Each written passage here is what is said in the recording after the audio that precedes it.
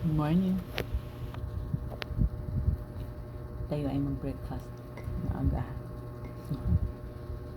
Yung akin ay ampalaya. Tsaka yung pipino na may tomato at saka boiled egg isa. Yun lang. Tsaka kape. Naano ko lang yung pipino sa ampalaya.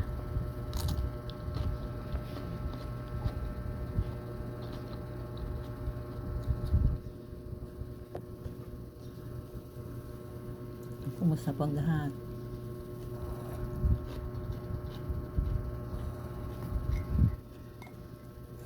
Yung aking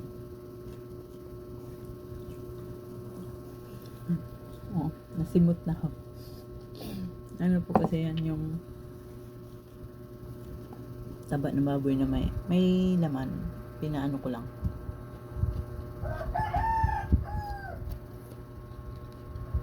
Pinalabas ko lang yung mantika. Yun ang pinapag-gulay yan. Pina-partner sa gulay. Sarap pa, sir.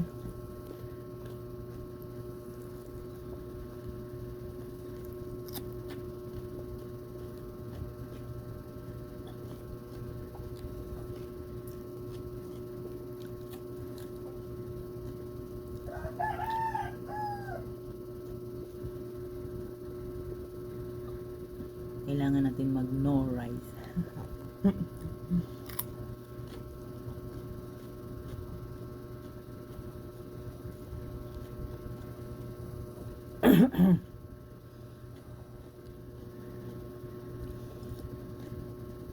Kaya naman kaso minsan kasi yung ating bunganga ay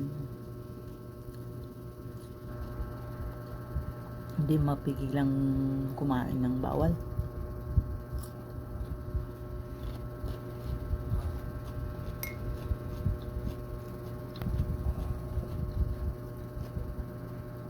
Nang ano ako nung bumili kasi ako ng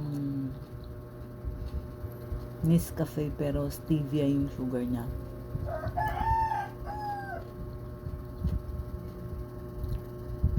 Hindi siya yung natural sugar.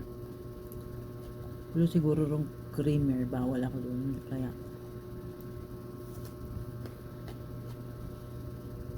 nag-spike yung aking sugar.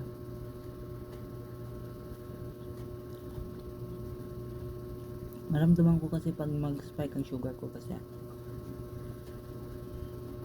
nangangati ako.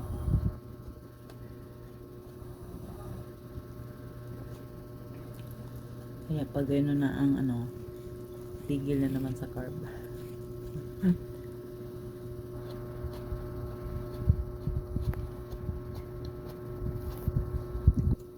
Yung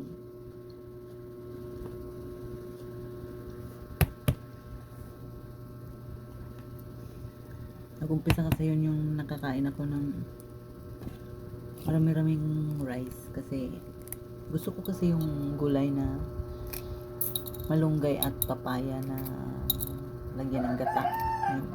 Gusto ko kasi yun. Kaya ako lang ang nakaubos sa gulay na tira. Nilagay ko sa kanin. Kaya yun.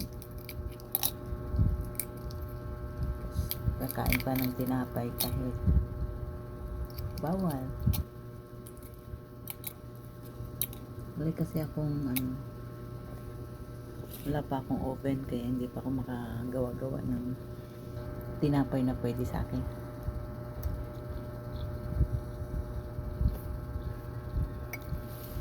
Coconut flour kasi pwede.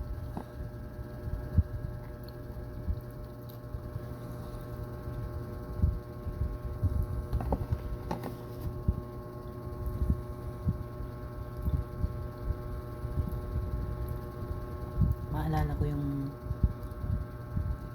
sa probinsya dati yung mantika ng baboy. Sausaw mo yung kamote. Mantika ng baboy lagyan mo asin. Sarap. Hindi na makarelate ka, no?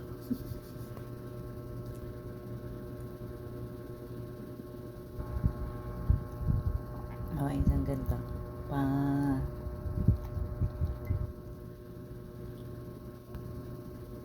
ang dagdag lasa.